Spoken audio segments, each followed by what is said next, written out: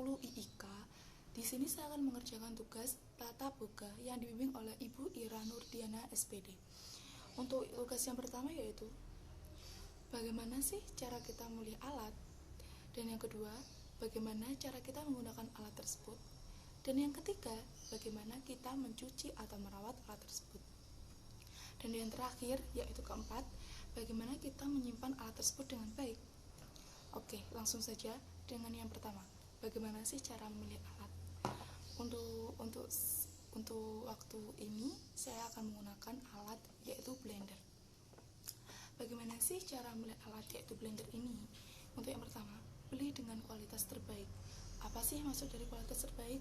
Ya, kalau kualitas terbaik itu pasti udah banyak orang mencoba, udah banyak terpercaya, udah banyak orang yang mempercayakan, oh ini tuh alat yang baik, ini tuh alat yang nggak gampang rusak, ini tuh alat yang udah deh pokoknya yang terbaik gitu.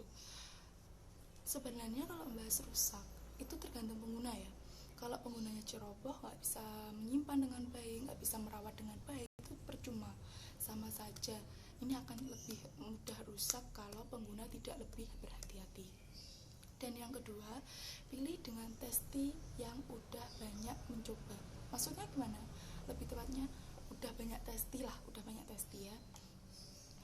Bagaimana sih cara kita menentukan testi orang-orang itu? Ya kita kayak menanyakan dulu lah. Ini merek ini itu baik nggak sih? Oh ini merek ini tuh kayak udah terpercaya apa belum? Terus pokoknya kita nanya dulu sebelum kita membeli.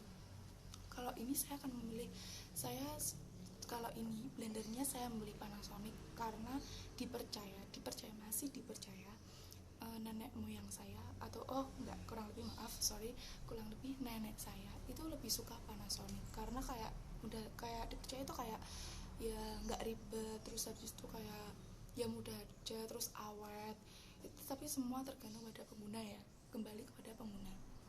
Oke, yang ketiga yaitu budidayakan teliti sebelum membeli. Bagaimana sih maksudnya? Ya maksudnya kayak budidayakan teliti sebelum membeli. Kita membeli bahan ini atau alat ini, itu kita cek dulu. Oh, ini rusak apa enggak sih? Tutupnya ini ada yang lecet apa enggak? Ada yang kayak kerawak gitu apa enggak? Terus yang bawah sini, terus dari kacanya ada yang beset-beset itu apa enggak gitu. Karena kebanyakan orang kalau membeli alat-alat ini itu pasti kayak menyentuh, terus habis itu kayak nggak sengaja kebentur atau gimana, tapi orangnya kadang-kadang nggak bertanggung jawab. Jadi kita kayak kalau nggak teliti ya, kayak pasti kayak dari rumah tuh kayak nyesel, loh ini kok rusak, ini kok gini gitu. Makanya dari itu kita lebih budidaya meneliti sebelum membeli itu. Kita dapat menyimpulkan cara membeli alat ini yaitu blender. Untuk yang pertama, kualitas terbaik. Yang kedua, banyak testi atau banyak yang udah uji coba alat ini. Dan yang ketiga yaitu budidayakan meneliti sebelum membeli. Oke, segitu dulu ya, cukup. Dan yang kedua, cara menggunakan alat. Bagaimana sih cara menggunakan blender? Nanti akan aku tunjukin. Tapi nggak di sini dong, ini ruang terbuka, masa aku blender di sini kan enggak ya. Kita langsung ke ruang sebelah, oke? Nah, di sini aku akan menjelaskan bagaimana sih cara menggunakan alat blender ini. Di sini akan menggunakan buat jus, yaitu ketimun dan seledri. Fungsinya apa sih minuman ini? Untuk menurunkan tekanan darah yang mempunyai penyakit darah tinggi. Kurang lebih seperti itu. Pertama-tama, buka tutup blender. Dan yang kedua, masukkan timun beserta seledri. Maaf tangan kiri, tapi ini udah bersih kok. Sudah cuci tangan. Oh iya, kalau mau menggunakan ini, membuat jus seperti ini juga, gunakan satu buah ketimun, maaf saya ngomong. Dan yang kedua, gunakan seledri kurang lebih 5 tangkai. Yang ketiga, masukkan air secukupnya. Sepertinya ini kurang, jadi kita akan masukkan air lagi. Udah cukup. Setelah itu tutup blender.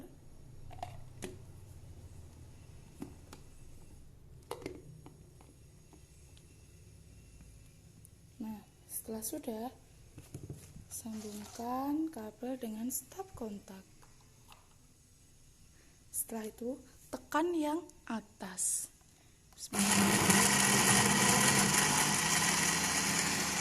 Nah, selesai. Oh ya, aku lupa. Ini nggak pakai gula ya. Ya, ini kalau sudah, ini akan bentuk seperti ini. Jadi ini halus. Tapi ini butuh saringan ya. Kita akan menyaringnya dan masukkan ke dalam gelas ini. Oke, kita akan menyaringnya.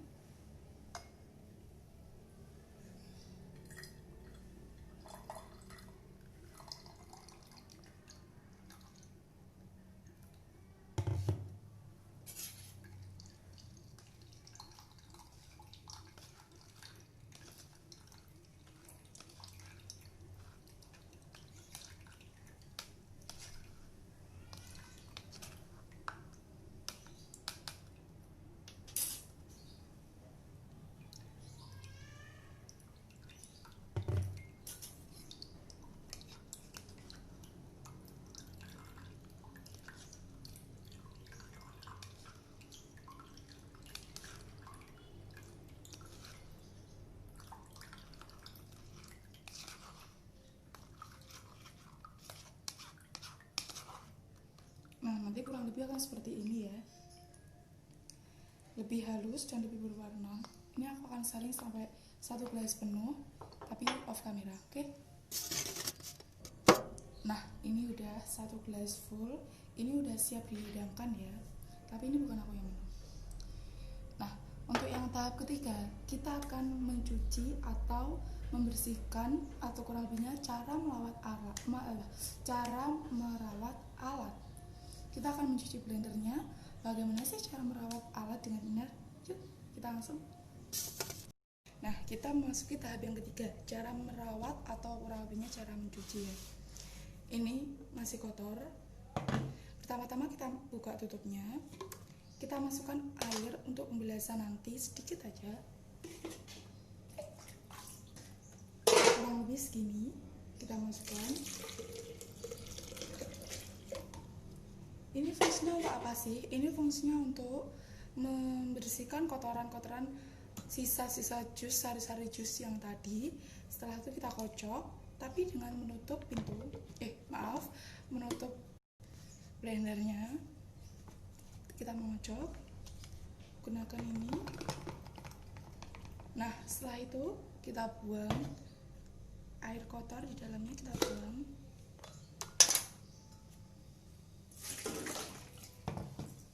Nah, kalau udah seperti ini, kita tinggal cuci.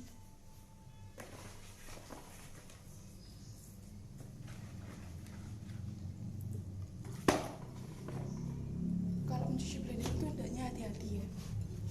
Jangan sampai nanti ada rusak atau karetnya gimana atau gimana. Hati-hati aja, nggak apa-apa lama, pokoknya hati-hati. Jangan sampai merubah kualitas, jangan sampai merusak atau gimana-gimana. Luarnya juga biar kelihatan bersih, dalamnya. Tutupnya juga jangan lupa. Nah, kalau mencuci kita pisahkan ini dulu dari tutupnya. Tutupnya jangan lupa.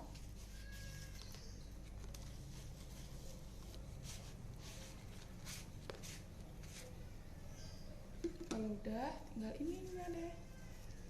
Kalau yang tadi, yang pasangan blendernya tadi itu nggak perlu dicuci karena itu nggak akan kotor. Kalau memang nggak dikotori tuh, ini nggak akan meresap sampai ke bawah. Nah, kalau udah gini, kita tinggal membilas.